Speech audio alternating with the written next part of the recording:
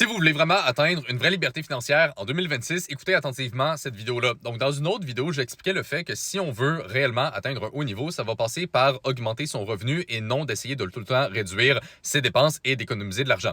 Donc, si on a quelqu'un qui dit, si je travaille 45 heures semaine, est-ce que je dois trouver un autre moyen d'augmenter mon revenu? Et la réponse à ça est oui.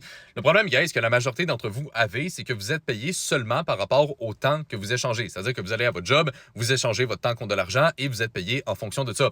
Le problème, c'est que c'est extrêmement limité. On a tous le même 24 heures dans une journée, puis vous n'allez jamais être capable de scale à un haut niveau en faisant ça.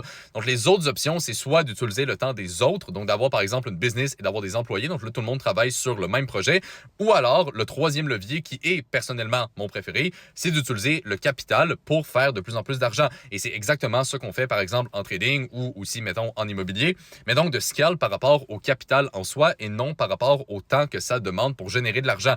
C'est une nuance et c'est une nuance qui fait littéralement toute la différence. Parce que si vous voulez vraiment atteindre la fameuse liberté financière que tout le monde parle, mais vous devez détacher votre temps de ça. Parce que si c'est directement relié, eh bien, vous n'allez jamais vous rendre à ce point-là, peu importe à quel point vous faites de l'argent. Et donc, quelqu'un qui est donc dans une situation, on va dire, assez classique, OK, qui a un job et tout ça, ben, le seul moyen de réellement changer cette situation-là à un certain point, c'est d'apprendre une compétence à côté de son emploi, comme par exemple le trading, où ce que, éventuellement, quand vous allez être rentable et être capable de générer un bon revenu, eh bien là, ce revenu-là n'est pas directement corrélé au temps. Et donc, en faisant ça, puis en scalant son capital, eh bien, c'est de même qu'on est capable d'atteindre un réel niveau de liberté. Donc, c'est réellement la base.